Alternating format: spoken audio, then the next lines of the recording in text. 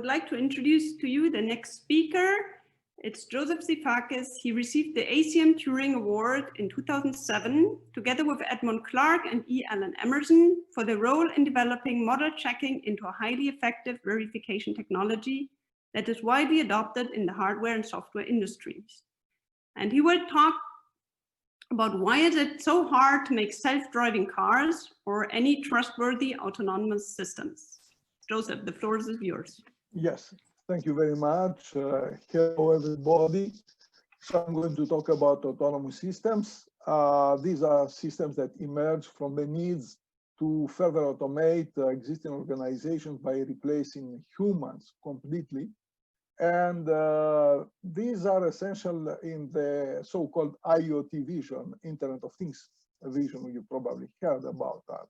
So these systems are very different from game-playing robots or intelligent personal assistants because they are critical systems that should exhibit broad intelligence by handling possibly conflicting goals. Also, they have to deal with uncertainty and interact with complex cyber-physical environments. And finally, they have to harmoniously collaborate with human agents. This is something I am going to explain in this talk. So I think that autonomous vehicles is a very interesting example because this is an example, an application that can be easily understood. And of course, the underlying societal and economic stakes are huge. So I've chosen this example. And also, I think that building autonomous transport systems would be a huge step toward closing the gap between machine and human intelligence. So let me say that a few years ago, we had a lot of expectations regarding autonomous vehicles. Big tech companies have invested massively in that area, more than $100 billion. And people have been very optimistic, over-optimistic, I would say, about the possibility to have self-driving cars everywhere in the near future. And now car manufacturers have to revise their ambitions. And also I would like to say that this over-optimism led to some misconceptions that show that we lack a good understanding about the nature of the problem and of the underlying technical difficulties. So let me say that today there are two different technical avenues for building autonomous cars. And one is the traditional approach that is model-based, that has been applied to critical systems engineering. And it has been successfully applied to aircraft and production systems. But this technique proves to be not adequate because of the overwhelming complexity of autonomous systems. The other approach that is taken by industrial players consists in developing end-to-end AI-enabled solutions. We have some systems like, for instance, the Waymo driver, but they fail to provide strong trustworthiness guarantees. So in my talk, I will try to explain why it is so hard to build trustworthy autonomous systems. Then I will discuss about trustworthiness, why we trust the system to perform a task. And then I will discuss some system design issues. So let me try to explain what is an autonomous agent and to what extent an autonomous agent is different from an automated system. So an autonomous agent is a reactive system. It interacts with an external environment and an internal environment. through sensors and actuators, as you see in this slide. It receives sensor information and provides commands. And in fact, it combines, it uses knowledge, of course. Here you see a knowledge repository. And here in this architecture, it has 3 modules, one for situational awareness to understand what happens in the environment, one for making decision, and one for managing knowledge. So let me show how the information flows. So it receives sensor information. It has a perception module, so that analyzes, say, frames and determines concepts, objects in the external environment of the car, for instance. And then this information is used by another function I call a reflection here, and reflection is used to build the models of the external and internal environment. And these models are used by the adaptive decision process. And this integrates 2 interacting functions, one for goal management, so you can have many different goals in a self-driving cars. And for each goal, you have planners that will determine for each goal commands that will be sent to actuators. So I hope you understand this model.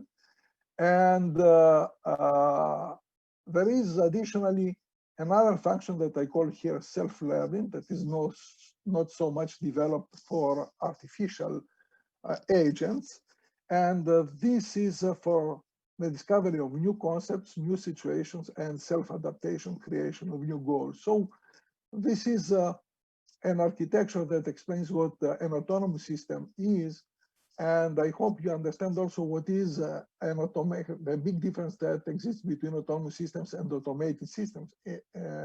For instance, if you consider a thermostat has a very well defined external environment, has very well defined goals. So now you can understand also why it's hard to build autonomous agents, because you may have the perception can be a very hard problem, and typically the perception problem is solved by using neural nets today. And also you have to deal with the uncertainty of the external environment. I hope you understand the concept of uncertainty, and this implies lack of predictability. So the problem is how to build a faithful model of the external environment based on which we will make decisions. And of course, you have also the other type of complexity, that is complexity of decision. And this has to do with the type of goals you have to deal with. You can have short-term goals, long-term goals. So I'm here and I'm driving to Paris. So this is a long-term goal, and short-term goal is a safety goal or a security goal. And then you have mid-term goals. And of course, also the planning problem is very, very hard. So I hope this explains why autonomous agents are hard to build. And I think this slide also help you understand the difficulties. These are the so-called autonomy levels for self-driving cars. So you have from level 0 to level 5. 5 means full autonomy. Level 0 means no automation. So the first 3 levels are about automation. So you have what we call ADAS system, advanced driver assistance systems. And from level 3, the autopilot controls the movement of the vehicle, and you have these 3 levels of autonomy. I'm not going to comment more on that.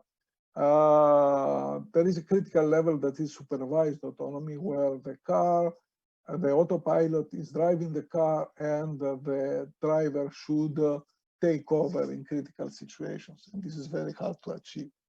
Now, let me say that once you have an agent, the problem is not solved at all, because you have also systems engineering issues that are very often very often ignored.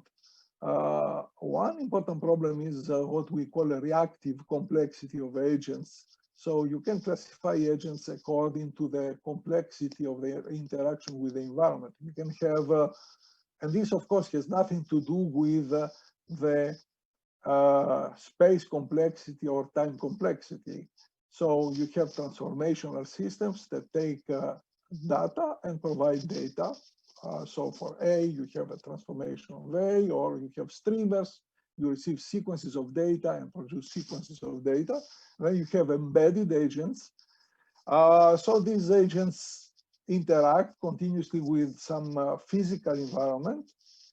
So you have to produce the responses depending on the stimuli you receive. And then cyber-physical systems are systems that integrate embedded components. So each component has an embedded system inside. And this type of components are very hard to design and to compose. And this is the type of components we need for self-driving cars. Now, another aspect of systems engineering complexity is architectural complexity. I have agents, I have self-driving cars, and now I have to coordinate their movement. And for this, I need architectures. So what I call architectural complexity characterizes the intricacy of the evolution of the coordination of the agents in time and space. So of course, an architecture can be static, as in hardware, can be parametric. So you have coordination that is parameterized, can work for any number of components. And then you can have dynamic architectures that where now the coordination rules depend on time. And then you can have mobile architectures where coordination rules depend both on time and space. Then you have self-organizing architectures where you have additionally clusters of agents. So you have worlds where agents are coordinated. That's what you need in fact. So just to summarize, this slide shows systems engineering complexity and why in order to build autonomous systems, there are a lot of difficulties. You have cyber-physical components and self-organizing architecture. So now let me talk about trustworthiness.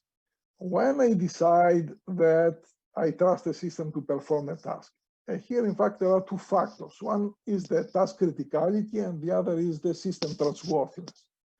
So in systems engineering, there is a correspondence between task criticality and the required a level of trustworthiness. Well, trustworthiness is can be measured as the probability that the system satisfies, behaves as it is expected.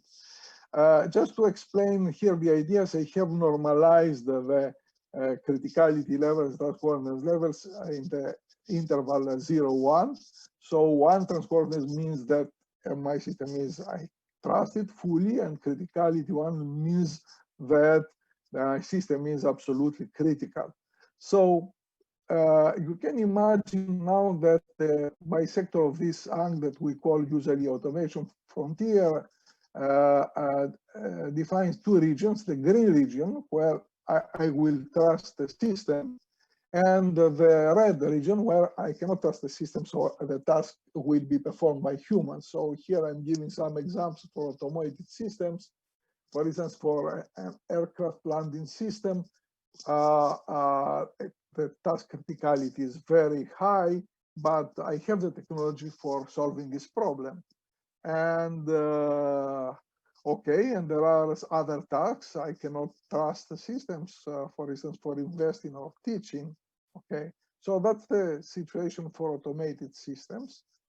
And it is expected that for autonomous systems, we will go progressively from zero autonomy to full autonomy. And today, at some point, we will have to develop systems where humans and the systems collaborate, and we'll have a kind of division of work between humans and machines.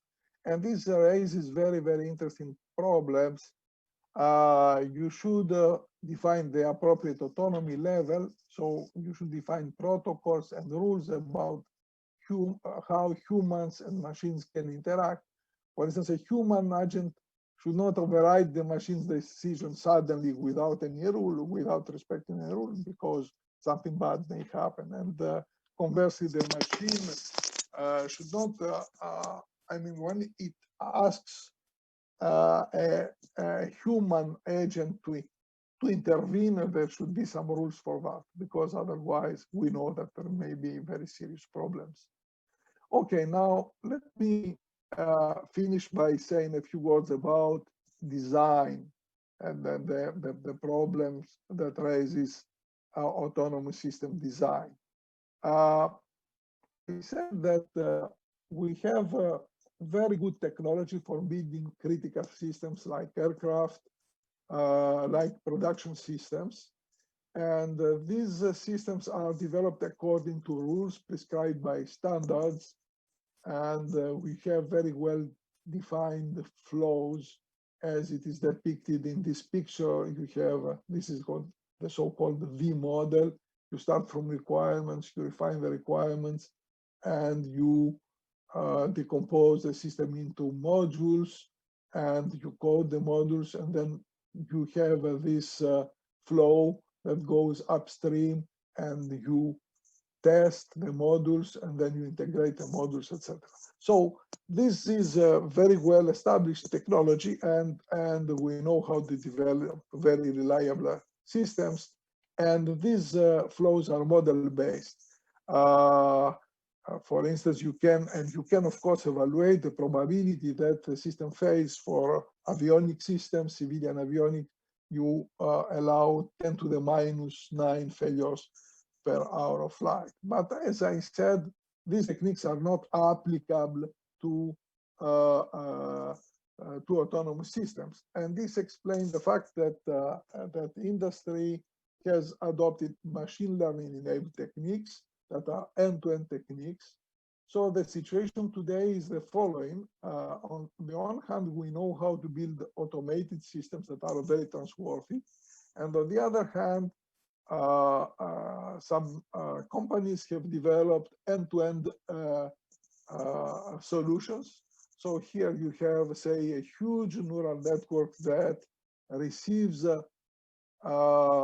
say, frames and produces acceleration, deceleration signals, and steering wheel angle. So I think that these solutions, there exist already commercially available solutions like these, but they would not be accepted. And they will not be accepted just because we don't understand how the systems work, and they will not be accepted by certification authorities. So I am advocating a hybrid approach where we will build autonomous systems by combining modules that are model-based and others that are enabled by AI techniques. So typically, for instance, perception will be machine learning based. And I think this is a very, very challenging idea. And personally, I'm working at that. It raises many, many interesting questions. How to combine model-based and database techniques. Now, to finish, I would like to come to another issue that is the issue of validation of systems.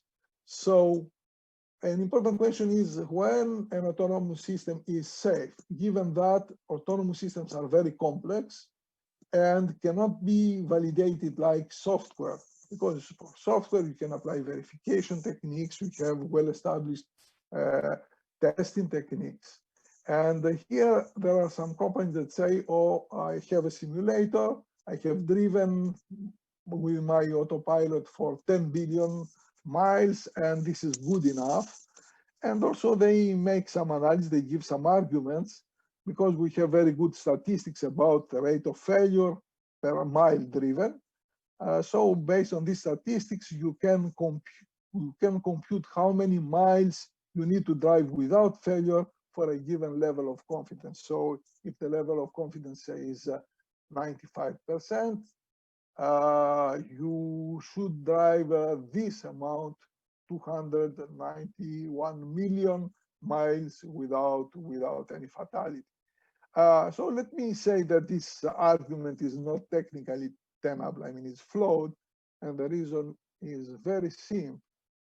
The question is, what is the correspondence between the simulated miles and the real miles? And for this, you should give a technical answer, because you see, you can drive your car in a highway under uniform conditions, and this has no value, okay? So the question is that you need evidence that simulation covers a good deal of the real situations. And in industry today, you have simulators that are based on game engines. So you have realism, but probably the simulation is not real, because you need to have an underlying semantic model. It's not enough to have fancy simulation systems. They should respect the laws of geometry and physics, okay, which is perfectly possible not to respect them. So we need theory. I'm working on that, validation theory that are based on a fairly complex semantic simulation model that is used also by simulators, to have notions of coverage, like the notion of coverage we have for testing software systems. Also, I think that a very interesting idea is how to control complex transport systems to create critical situations and explore corner cases.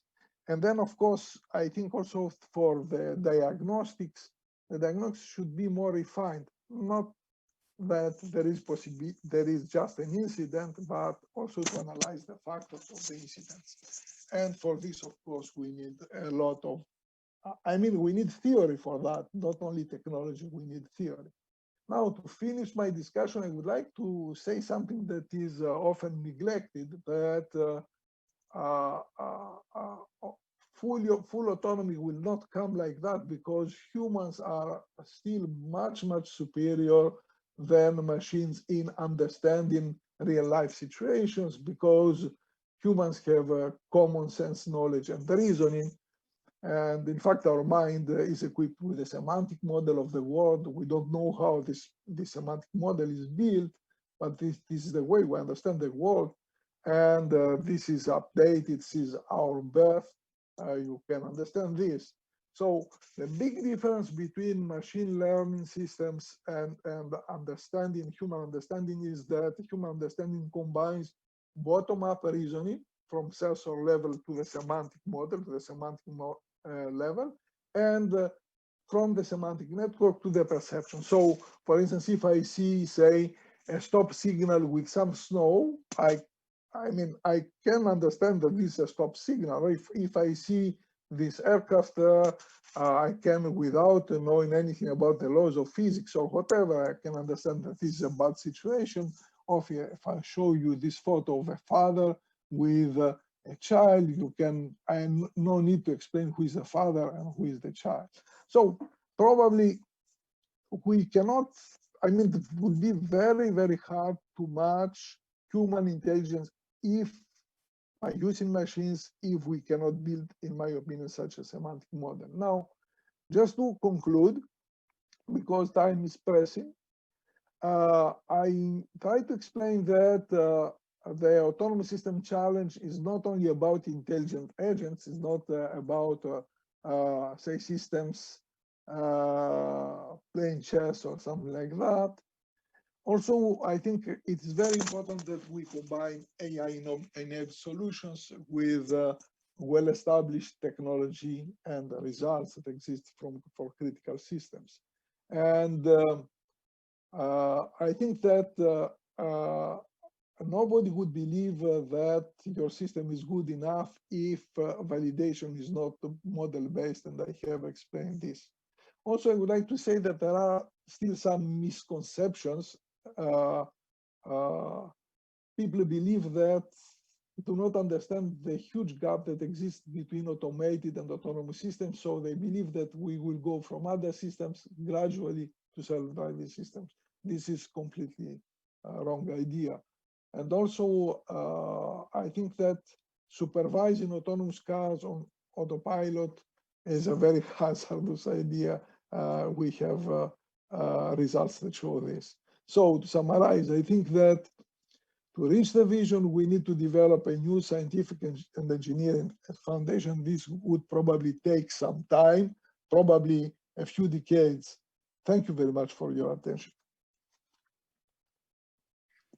Thank you very much for your interesting talk, Joseph. So we have some time for one or two very short questions. I would like to start with one which raises, I mean, if you emphasize the difference between automated and autonomous systems in the end. So for example, if we think of self-driving cars, we have the problem also in this transition period where we have self-driving cars as well as human-driven cars. Yes. So do you think this will be particularly challenging, this transition, or do you think it will, how should we deal with that? Yeah, so the transition from automated to autonomous will be very, very challenging because in one case, you have very well-determined tasks in ADAS systems, and the driver has the overall responsibility. So everything happens under the driver's responsibility. And you know when the start, and the driver can stop the task at any time.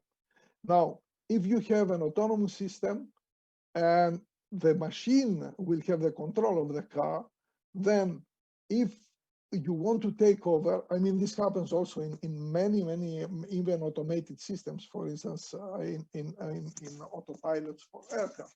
If the pilot wants to take control, it should make sure that you understand the dynamic situation of the aircraft or of the car. And also, if the autopilot says, now you take over, then it should be possible for the human to react. So humans traditionally fall asleep or play with their phones if they have to supervise. Okay, we know the story. So it's a very dangerous situation. Frankly speaking, I think that we will go directly to full autonomy someday. Okay, there will be no transition because we don't know how. I mean, that's a very challenging problem. And this is not a human-machine interaction problem. Okay, I mean, it's not a problem define the right interface. It's the problem of mutual understanding. And machines are very much more analytical. I mean, I experienced this with verification systems. Okay, if you try to do a verification by hand, and the machine you want to be assisted by machine. But when a machine gives you the hand and say, "Oh, this is my diagnostics," it's a long listing, okay? I mean, you cannot cope with that, okay? Because human mind has much more synthetic reasoning. I mean, that's impossible. I mean, to make, I mean, it's very hard to make, I can't say a lot of things because I'm passionate about this topic. Yes. Okay, so perhaps let's pass to another question if we have time. Yeah, so there's one other one from one of the young researchers. So do you think it will be more challenging to convince people to use self-driving cars than to build them? Yes, okay, yes. Because today we have self-driving cars, or we have a technology, but people are not convinced about that. Yeah. Also, of course, you should convince authorities, certification authorities. But you know, in the United States, there is a big difference in the attitude of certification authorities. In the United States, they allow what they call self-certification. So the car manufacturer can say, okay, my car is good enough, but this is not an idea that would be accepted in Germany or, I mean, in Europe, okay, because the criteria are much different. This is a very good thing. Yes. So I think it will take some time for the public opinion to get convinced, and people are very careful. Also, even from a psychological point of view, I think that when there is an accident and an accident is a human's responsibility. Okay, a human can say, oh, I did this, okay, it's this, okay. But now if a machine does an accident, and this happened in the United States, people do not accept the idea, and the machine cannot say anything about that. It does not have even any responsibility. So the situations are very, very different. Well, so thank you very much. So we are at the end of our time, unfortunately. But okay, thank you very much. Thank you very much. Thank you. Bye.